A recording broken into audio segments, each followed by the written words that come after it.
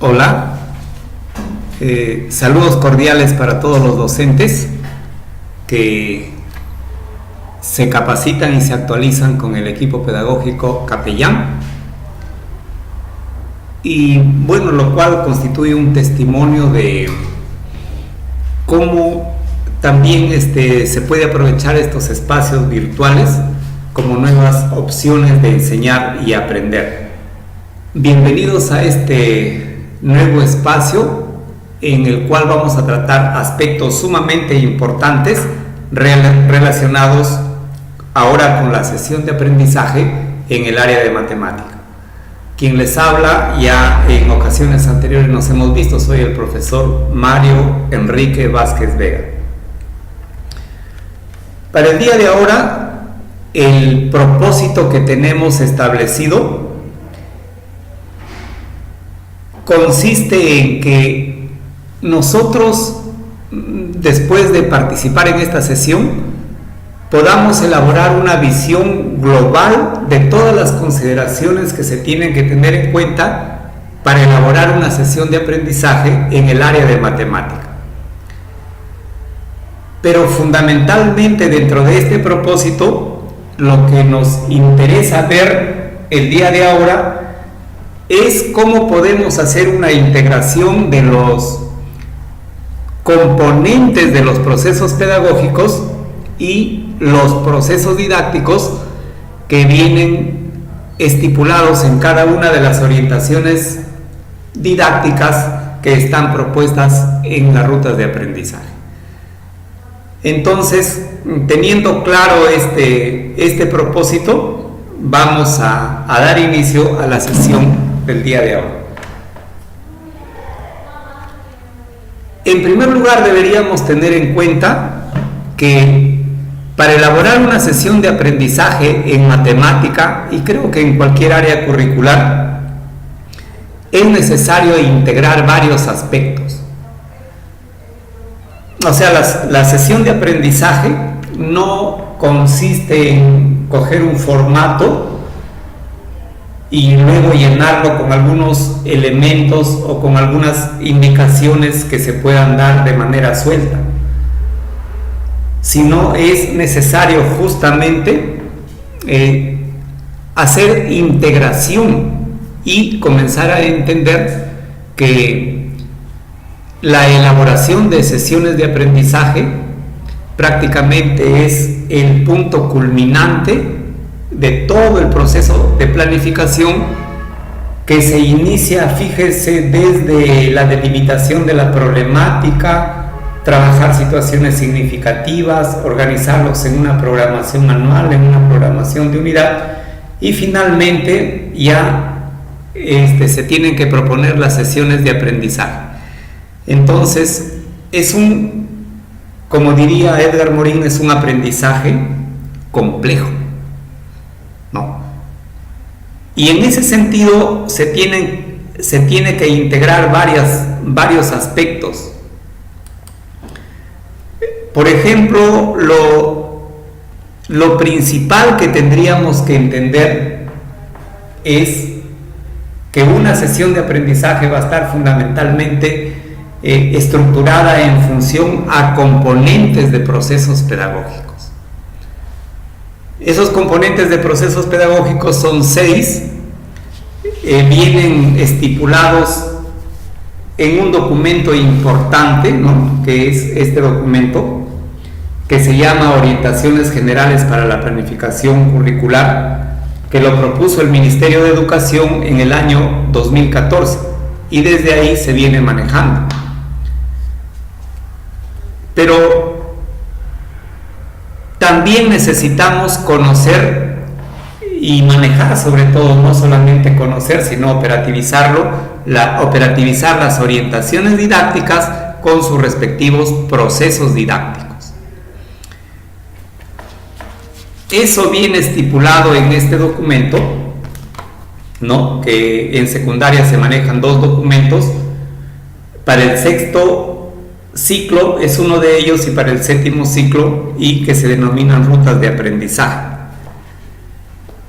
Pero además necesitamos también dominar estrategias para resolver problemas. Por ejemplo, una estrategia muy interesante es la estrategia de Polya, ¿no? Polya nos propone un procedimiento para resolver problemas, ¿no? Desde interpretar el problema o comprender el problema, luego plantear una estrategia de solución, aplicar esa estrategia, encontrar un resultado y luego a partir del resultado hacer una visión retrospectiva para ver o para verificar si lo que hemos encontrado encaja con todas las condiciones que plantea dicho problema. Esa es una de las estrategias, pero también tenemos, por ejemplo, la estrategia de Miguel de Guzmán. También hay una estrategia que nos plantea Schonfield, y eso necesitamos conocerlo para poder arribar a una adecuada planificación y programación de una sesión de aprendizaje. También hay un conjunto de estrategias heurísticas, ¿no? Como son, por ejemplo, las ecuaciones, el planteamiento de ecuaciones, o lo que son las listas sistemáticas, el ensayo y error, la generalización, particularización, etc. Y también podríamos decir que hay un conjunto de investigaciones, por ejemplo, sobre los diversos campos de la matemática, pero esencialmente ahora se está manejando, por ejemplo, esta investigación que trata de los niveles de desarrollo del pensamiento algebraico, que lo está proponiendo Juan Godino. También se está hablando bastante de Van Gil, ¿no? A pesar ya que son propuestas, ¿no?, que ya tienen algunos años, sin embargo se está haciendo la revisión y se ve que su vigencia todavía es plena. Hay un tema importante en matemática que es la demanda cognitiva y que es planteada tanto por autor que es Stein, y también por el grupo de la OCDE, ¿no?, que es un organismo para la cooperación y el desarrollo económico, quienes trabajan las pruebas PISA. Entonces, yo creo que si tenemos un asomo cabal y un dominio cabal de todos estos aspectos, la sesión de aprendizaje va a fluir de manera positiva. Vamos a desmenuzar cada uno de estos aspectos tratando de hacer una explicación más detallada. Cuando hablamos de los componentes de los procesos pedagógicos, nos estamos refiriendo a 6 procesos pedagógicos, ¿no? A 6 componentes de procesos pedagógicos. Aquí habría que detenerse un poco y precisar qué son procesos pedagógicos, ¿no? Porque lo que se plantea en estos documentos, en este documento, lo que se plantea con bastante claridad es que acá se están proponiendo componentes de procesos pedagógicos, ¿no? Y los componentes de los procesos pedagógicos están proponiendo que sean 1, la problematización; 2, propósito y organización; 3, motivación, o también llamado interés o incentivo; 4, los saberes previos; 5, la gestión y acompañamiento del desarrollo de competencias; y 6, la evaluación de los aprendizajes. Entonces, yo creo que todo proceso pedagógico va a tener que tener estos 6 componentes. Como les digo, acá habría que analizar un poco y también tener un punto de vista, porque muchos están manifestando estos 6 aspectos que observamos acá son los procesos pedagógicos. Pero el documento oficial no dice que esos 6 son los procesos pedagógicos, sino que habla de que son componentes de todo proceso pedagógico. Y, por ejemplo, habla más adelante que la planificación es un proceso pedagógico. Entonces, como aquí estamos hablando de planificación de una sesión, entonces dentro de ese proceso pedagógico que es la planificación, muy bien podrían estar presentes estos 6 componentes.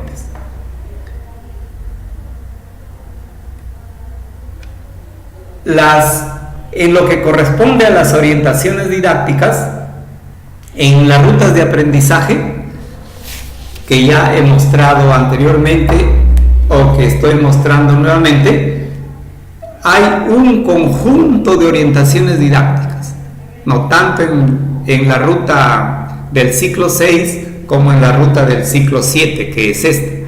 Hay un conjunto de orientaciones didácticas. Para mencionar algunas de ellas, acá he hecho un resumen de todas esas orientaciones didácticas y, por ejemplo, hay una orientación que se denomina prácticas de laboratorio de matemática.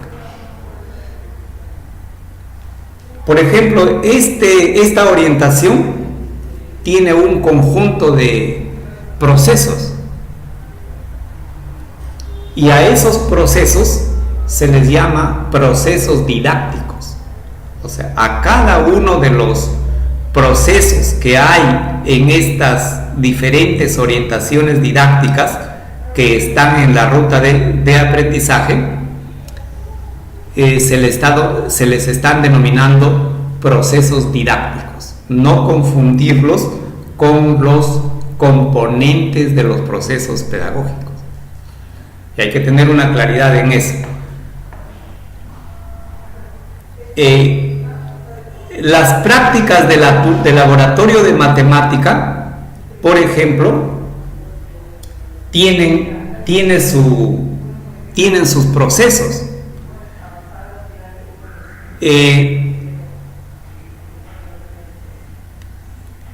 El planteamiento de talleres, por ejemplo, que es otra orientación didáctica, también tiene sus procesos. Por ejemplo, si hablamos del planteamiento de talleres, decimos que un proceso del planteamiento de talleres, un proceso didáctico, es la familiarización que tenemos que tener con la situación problemática que queremos resolver en la sesión de aprendizaje.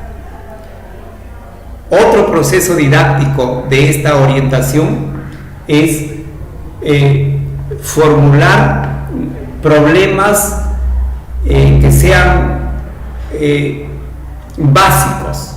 Les estaba manifestando que en esta orientación didáctica del planteamiento de talleres matemáticos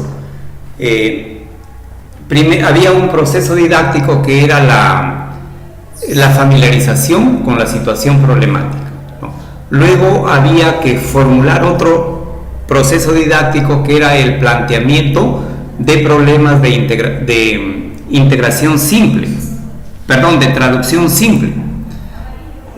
Luego hay otro proceso en el que se trata de formular problemas de traducción compleja y finalmente otro proceso en el que se formulan problemas de interpretación o problemas de valoración. Entonces, a eso se refiere este tipo de orientaciones didácticas que están planteadas en las rutas y que cada una de esas orientaciones didácticas tiene un conjunto de procesos a los cuales se les llama los procesos didácticos, ¿no? Que, vuelvo a repetir, es bastante diferente a lo que son los componentes de los procesos pedagógicos. Acá vamos a mostrar algunos procesos pedagógicos de cada una de las orientaciones didácticas. Por ejemplo, hay una situación didáctica que se llama la situación didáctica de Brousseau. Entonces, Brousseau plantea que cuando vamos a trabajar la sesión de aprendizaje con esta orientación, tendríamos que cumplir estos 5 procesos, ¿no? Hay un proceso que se llama acción, otro proceso que se llama formulación, la validación, la institucionalización y la evaluación. Cada uno de ellos está descrito en la ruta de aprendizaje, inclusive se ha planteado algunos ejemplos. Las prácticas de laboratorio de matemática, por ejemplo, tienen 4 procesos, ¿no? Se empieza con una acción real. Todos estos procesos se dan sobre las situaciones problemáticas que se tratan de trabajar, porque así como las unidades de aprendizaje se estructuran en función a lo que son situaciones significativas, entonces la sesión de aprendizaje se estructura fundamentalmente a partir de una situación problemática, que por supuesto va a tener que estar bastante relacionada y bastante conectada con la situación significativa a la cual pertenece esa unidad, esa sesión de aprendizaje. Luego hay otro proceso en esta orientación de laboratorio de matemática, que es el relato, y finalmente un proceso que se llama representación gráfica. Y así de manera análoga, todas las orientaciones didácticas tienen sus procesos.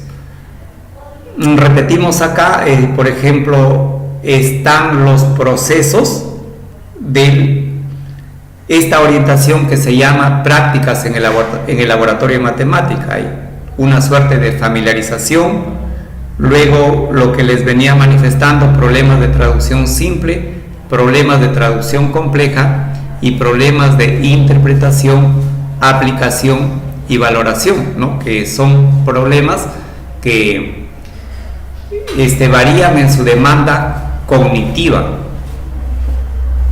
Quiere decir que van de una demanda cognitiva menor a una demanda cognitiva mayor. Por ejemplo, otra orientación didáctica que se plantea en las rutas es el aprendizaje basado en problemas de modelación matemática. Ahí vemos que está compuesto por 5 procesos. El primero es reconocer un problema vinculado a la realidad, concretar una finalidad problemática y reconocer cómo resolverlo, hacer suposiciones y experimentar, realizar una formulación matemática y finalmente validar la solución de esa formulación. También hay una orientación relacionada con el juego que lo plantea Zoltán Dienes, que es un teórico que ha tenido mucha importancia en el desarrollo del pensamiento lógico y del pensamiento matemático, cuando él plantea sus bloques lógicos, por ejemplo, ¿no? Los bloques lógicos es un aporte de Zoltán Dienes y tiene mucha significancia en la educación de estudiantes de todo nivel, creo yo, pero especialmente de los estudiantes de nivel primario.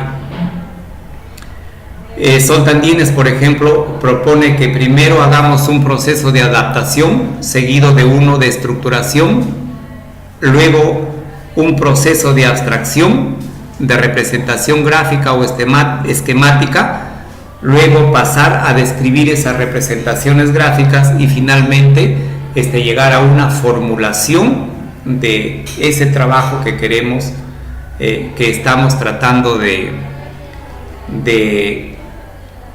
que los estudiantes aprendan, pero mediante situaciones lúdicas o mediante el juego. Acá está, por ejemplo, lo que corresponde al modelo de Van Gil, que se ha planteado exclusivamente para el aprendizaje de la geometría. Este modelo es muy importante ¿no? En las rutas de aprendizaje se están planteando fases de Van Hill.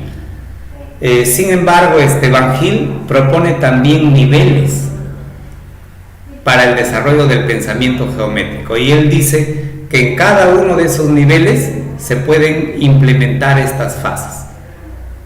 Bueno, pero el Van Hill, por ejemplo, primero propone que en un tema de geometría se haga un proceso que se llama la interrogación, ¿no? Un poco entrar a familiarizar al alumno con el objeto geométrico que se va a tratar de aprender. Luego hay que hacer una orientación dirigida, que es precisamente con algunos materiales que el profesor ha preparado, ha diseñado, que los alumnos pasen a hacer una explicación de lo que han comprendido, luego que ellos de manera libre puedan, a partir de lo que han comprendido, incurrir en situaciones de aprendizaje más complejas, y luego ya hacer una integración, es decir, un resumen final del tema con las conclusiones a las cuales se haya podido arribar. Por ejemplo, estos 5 procesos lo plantea Van Hill para el aprendizaje de la geometría, y eso también está estipulado en las rutas de aprendizaje. El problema es que los docentes, por ejemplo, tienen las orientaciones didácticas, ¿no? Por un lado, y por otro lado tienen componentes de procesos pedagógicos. Por otro lado tienen, por ejemplo, estrategias para resolver problemas, y por otro lado estrategias heurísticas para resolver problemas. Entonces, ante esta gama de posibilidades surge la duda de cómo poder integrar todos estos aspectos en la planificación de una sesión de aprendizaje. O sea, ese es el tema, y eso es lo que quisiéramos que el día de ahora se disipe, ¿no? También esta orientación didáctica, que es la investigación escolar, también es muy importante. Manifiesta que frente a una problematización surge un proceso que es plantear un plan, luego otro proceso de recolectar y manejar datos, analizarlos y sacar las conclusiones de ese análisis que se ha hecho, ese conjunto de datos recogidos. Entonces, en conclusión, pues se está planteando un conjunto de orientaciones didácticas, y cada una de esas orientaciones didácticas también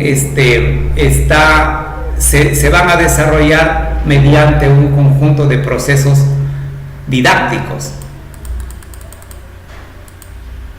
Y un tanto para resolver ese problema de cómo vamos a trabajar los componentes de los procesos pedagógicos en relación a los procesos didácticos, yo les traigo una propuesta, ¿no? Y mi propuesta es la siguiente.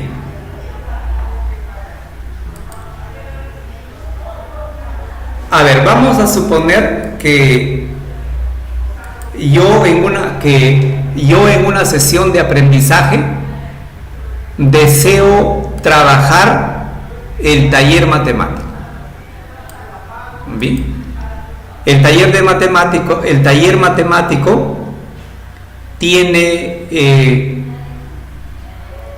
ya hemos visto que tiene 4 fases, ¿no? Que es 4 procesos didácticos, que es la familiarización, los problemas de traducción simple, los problemas de traducción compleja y los problemas de interpretación, aplicación y valoración.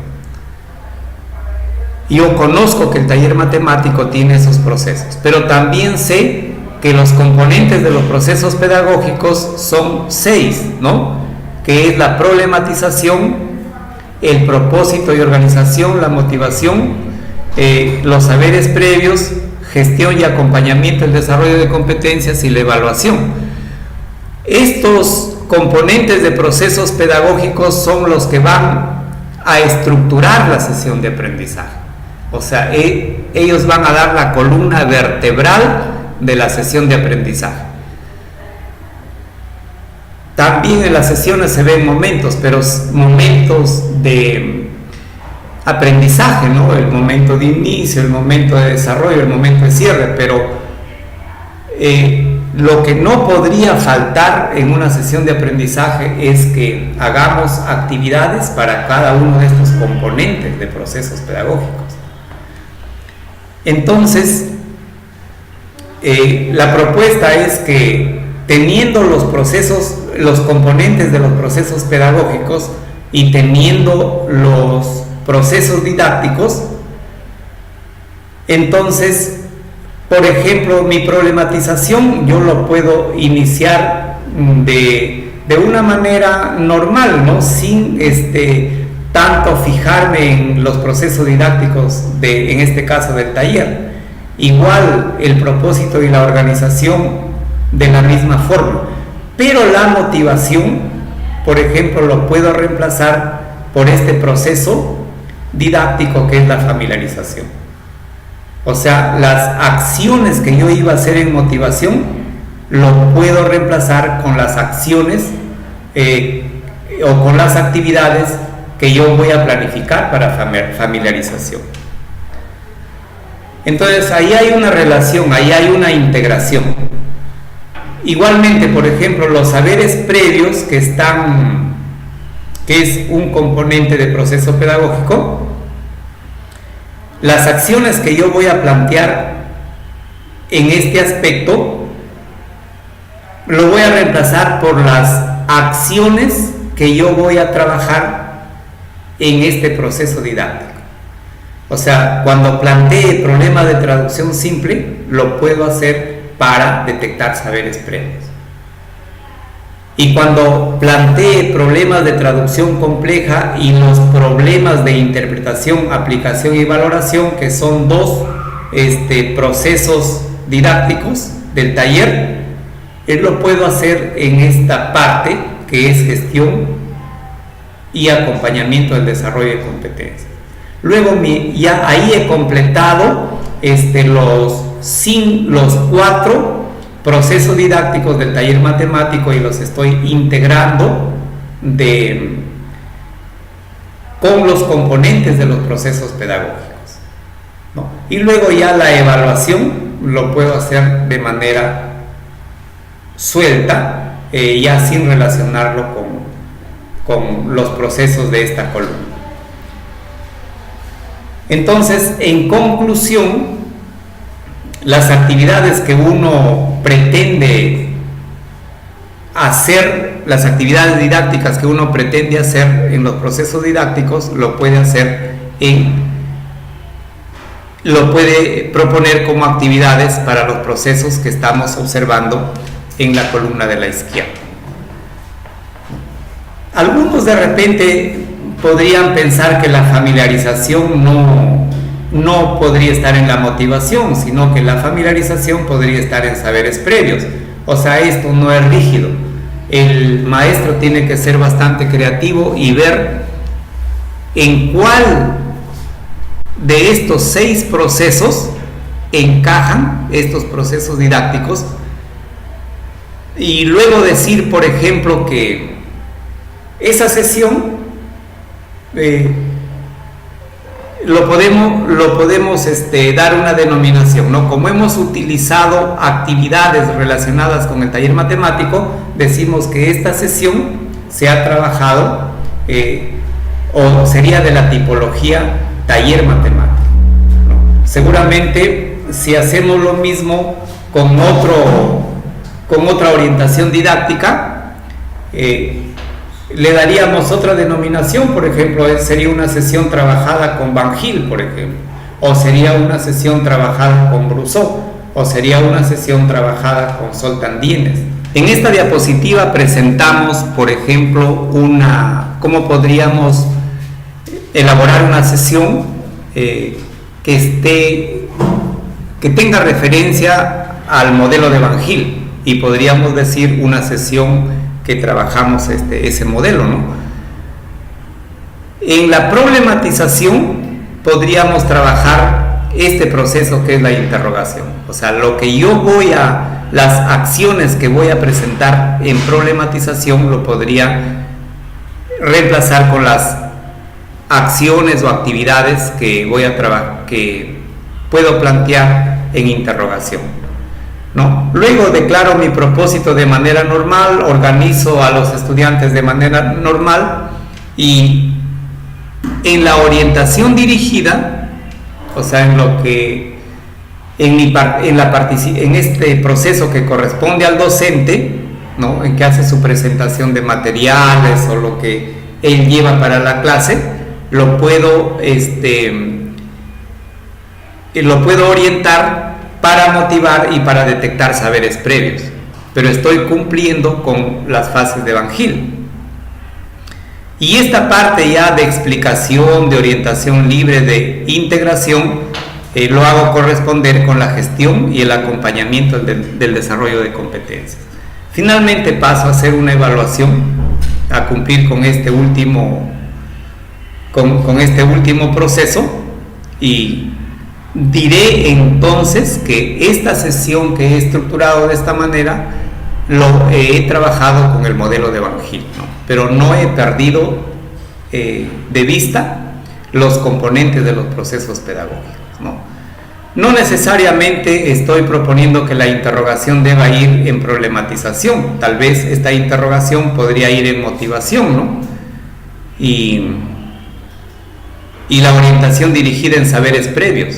O sea, eso depende de la naturaleza de la sesión y de los propósitos que yo quiera lograr o conseguir. Lo importante de estos ejemplos es que se vea que es posible integrar tanto los componentes de los procesos pedagógicos como los procesos didácticos de cada una de las orientaciones que están planteadas en las rutas de aprendizaje. Es lo más interesante. Bueno, como les he dicho al inicio, actualmente se vienen haciendo varias investigaciones, ¿no? Y una de esas investigaciones que se han establecido en el campo de la matemática es lo que corresponde al desarrollo del pensamiento algebraico de Juan Godino. Respecto a ello, he planteado acá un ejemplo para que tengan ustedes referencia, para que ustedes tengan conocimiento de qué se trata estos diferentes niveles de desarrollo del pensamiento algebraico, ¿no? Y que deberíamos tener cuidado para ver si mis alumnos en cuál de estos niveles se están ubicando de acuerdo a cómo ellos vienen resolviendo la tarea que le estamos planteando, ¿no? Juan Godino plantea que hay 4 niveles de desarrollo algebraico: el nivel 0, el 1, el 2 y el 3. Frente a esta situación problemática que se está proponiendo, por ejemplo, queremos que el alumno determine el número de tablas que se necesita para realizar las estructuras de los siguientes arreglos. Por ejemplo, en este arreglo 1 se están utilizando 3 tablas, ¿no? Estamos mostrando acá en la presentación. En este arreglo 2 se están utilizando 5 tablas. En este arreglo 3, 7, y en el arreglo 4 se están utilizando 9 tablas. Entonces nosotros quisiéramos que el alumno realice un procedimiento y que nos diga, por ejemplo, cuántas tablas deben haber, por decir, en el 6º, en el 7º o en el 9º arreglo. Entonces un alumno que está en el nivel 0 trabajaría de esta manera, ¿no? Solamente trabajaría con lo que Godino llama los objetos extensivos, o sea, con objetos específicos, como en este caso solamente vemos que trabaja con números, ¿no? Claro que estas deducciones que hace el alumno tienen una lógica y están razonadas, pero tienen una característica de haber sido solamente trabajadas con números. Entonces se dice que cuando los alumnos únicamente trabajan con números, es nivel 0, ¿no? O sea, hay una especie de no generalizar, de no haber introducido variables, ni siquiera algunas propiedades, ¿no? Ya cuando es nivel 1, los alumnos ya toman en cuenta ciertas propiedades. Por ejemplo, este alumno está dándose cuenta de que puede hacer sustituciones, ¿no? Con el número de los arreglos. Por ejemplo, para el arreglo 2 dice que puede ser el triple del número del arreglo 1, pero sumado 1. En el arreglo 3 también es el triple del número del arreglo anterior, pero más 1. Y lógicamente restado el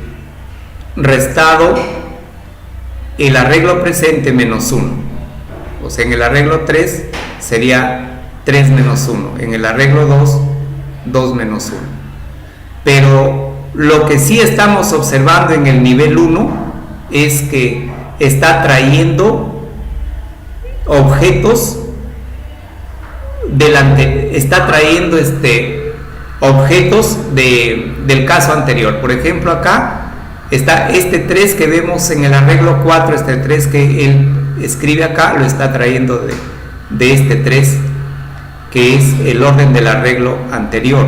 Igualmente este 4 es el orden del arreglo anterior y este 5 es el orden del arreglo anterior. Como que él se ha dado cuenta que en este paréntesis, parte de lo que va a ir ahí va a tener que hacerlo sustituyendo el número del arreglo anterior. Entonces acá ya hay un nivel de más complejidad que en este nivel, ¿no? Acá solamente es directo, no hay utilidad de lo que ha ocurrido anteriormente, sino es bastante directo. Y diríase que cada una de las deducciones que ha hecho en este nivel 0 son independientes cada una de ellas. Pero sin embargo en el nivel 1 ya está utilizando fundamentalmente la propiedad de sustituir en este primer paréntesis el número del arreglo que tipifica al anterior. En el nivel 2 ya hay un asomo de variables, ¿no? Por ejemplo, él dice, si en el arreglo 1 se consiguen 3 fichas y en el arreglo 2 para el arreglo 2 se necesitan 5 fichas y para el arreglo 3 se necesitan 7 fichas, y se da cuenta que hay un patrón de formación, entonces él dice, y para el arreglo n vamos a seguir el mismo patrón, ¿no? Por ejemplo, acá siempre hay un 3, luego siempre hay un número en un paréntesis que indica multiplicación, pero que ese número que ve en el paréntesis es el número de arreglo, ¿no? Por ejemplo, acá siempre hay un 3, pero este 1 es el número de arreglo, este 2 es el número de arreglo, este 3 es el número de arreglo, y le vamos a quitar le vamos a quitar o a sustraer el número que corresponde al arreglo, pero menos 1. Y eso se da cuenta de esta regularidad y lo trata de plantear como una fórmula. Sin embargo, descubre la fórmula que está acá, pero lo utiliza tal cual. Es decir, llega a formalizar el procedimiento, a hacer una generalización, pero con los objetos matemáticos que están presentes en esa generalización, no opera con esos objetos matemáticos, o sea, no hace operaciones.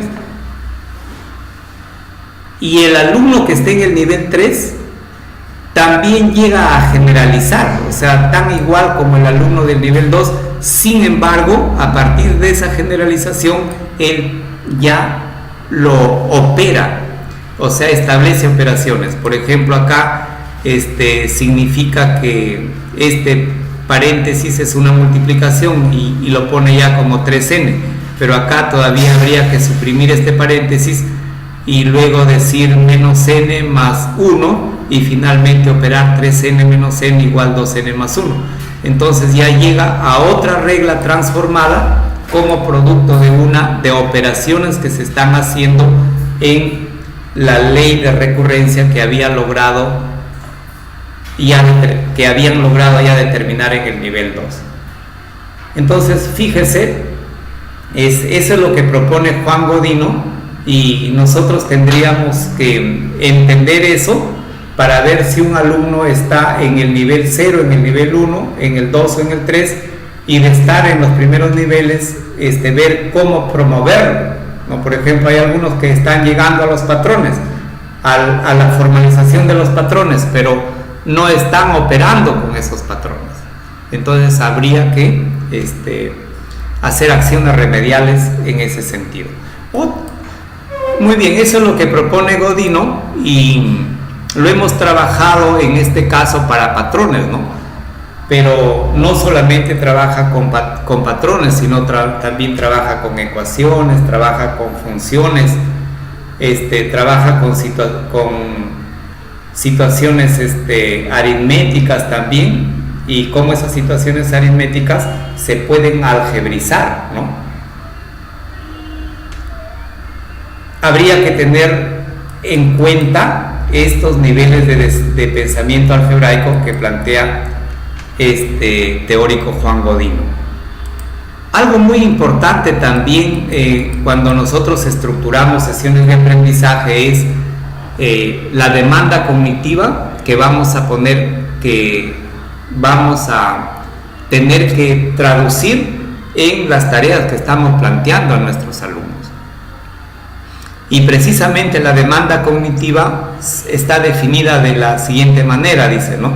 Una demanda cognitiva es una oportunidad de aprendizaje y también se define como la caracterización que se hace de las tareas que se proponen al estudiante según la complejidad de los procesos y habilidades cognitivas que éste debe aplicar para la resolución de esa tarea. Entonces, PISA en ese sentido propone que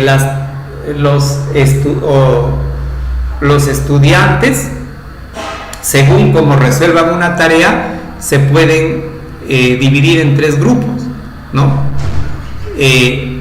Estudiantes que resuelven tareas de reproducción, estudiantes que resuelven tareas de conexión y estudiantes que resuelven tareas de reflexión. Pero ¿por qué se plantea esto, ¿no? En el intento de estructurar una sesión de aprendizaje? Para que cuando nosotros planteemos las actividades de aprendizaje, lo planteemos tomando conciencia de que esa tarea están caracterizadas de acuerdo a su complejidad por demanda cognitiva, ¿no? Y el pensamiento matemático se desarrolla con propiedad, se desarrolla con eficiencia en la medida que se plantean tareas que tengan conexiones o tareas que les lleven a ciertos grados de reflexión y no solamente tareas rutinarias o tareas que solamente tengan que ver con la reproducción memorística. Bueno, eso es lo que plantea PISA, pero también Stein es un autor también que trabaja bastante sobre la demanda cognitiva. Ustedes podrían profundizar en estos dos aspectos, ¿no? En lo que plantea PISA y en lo que plantea Stein. Por ejemplo, Stein dice que cuando uno propone tareas lo hace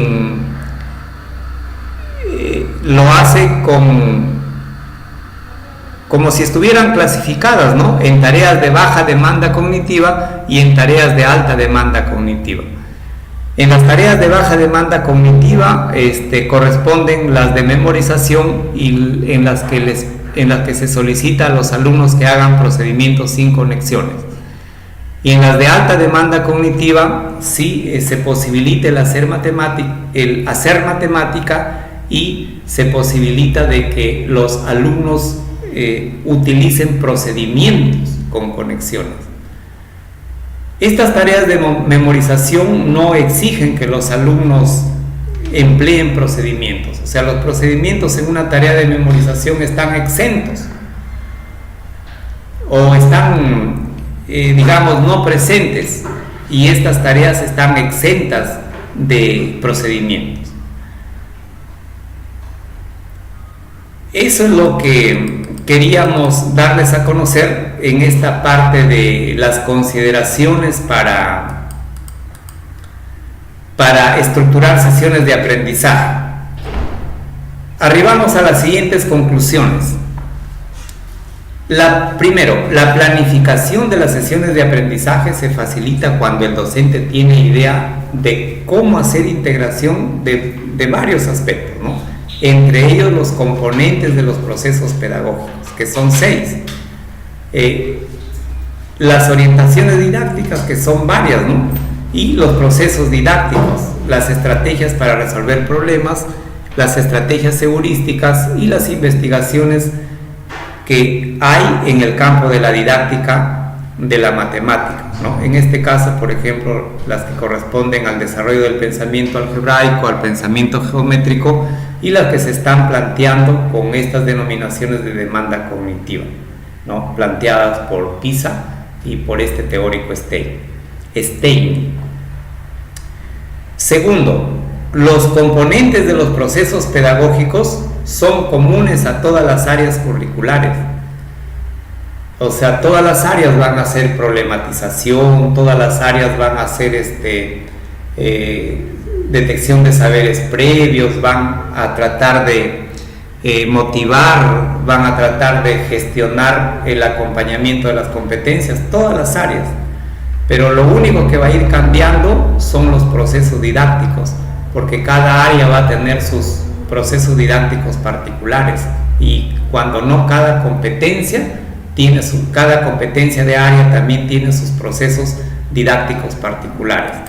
Por ejemplo, el área de comunicación, cuando tiene unos procesos didácticos cuando producen textos, por ejemplo, ¿no? Para producir textos, primero hacen un borrador, por decir, de lo que van a escribir, ¿no? Luego hacen una revisión de lo que han escrito, y ya luego finalmente hacen la redacción final o la textualización final, pero pasa por procesos. Esos procesos son los procesos didácticos. De igual manera, en comunicación, cuando tratan de enseñarnos a comprender textos, dicen primero hay que hacer una lectura previa, hay que hacer una lectura durante, hay que hacer una lectura después. Y así en matemática hay procesos didácticos también que corresponden a cada una de las orientaciones didácticas. Pero los procesos pedagógicos se manejan de manera general en todas las áreas curriculares. Tercero, las orientaciones didácticas deben ser tomadas en cuenta para estructurar sesiones de aprendizaje. Sus procesos pueden desarrollarse en cada uno o más componentes de los procesos pedagógicos. Eso es lo que les he explicado en los ejemplos que tratábamos de proponer un taller matemático, una sesión con orientación de taller matemático y una sesión con orientación del modelo de Van Gil. Finalmente, podríamos decir que los procesos didácticos de modo individual o en conjunto pueden considerarse como componentes de los procesos pedagógicos, ¿no? Esperamos que estas consideraciones que se han hecho de manera general lo podamos integrar, porque esa es la dificultad, y esa integración a través de la propuesta que se les está planteando pueda ayudar a estructurar con mayor solvencia una sesión de aprendizaje. Revisando las sesiones anteriores hemos encontrado una pregunta interesante del profesor Ronel Sandro Chose Uarúa. Muy bien, un saludo para el profesor Ronel, y él nos dice: si las situaciones significativas son las mismas tanto para las unidades como para los proyectos de aprendizaje. Le respondemos a Ronel que las situaciones significativas pueden tratarse pueden tratarse en unidades de aprendizaje o pueden tratarse en proyectos de aprendizaje. No hay ningún problema. O sea, podría tratarse de la misma manera. Podrían tratarse tanto en unidades como en proyectos. Pero claro, acá diríamos, ¿y dónde van a tener mayor relevancia? ¿No? Esas situaciones significativas, el tratamiento va a ser más relevante cuando se lo trate por proyectos. Eso sería la diferencia, ¿no? Porque el proyecto necesariamente llama o pide la ayuda de otras áreas curriculares, y es ahí donde se ve la significatividad del aprendizaje. Muy bien, gracias profesor por la pregunta, y esperamos que la solución, que esta respuesta le ayude a comprender.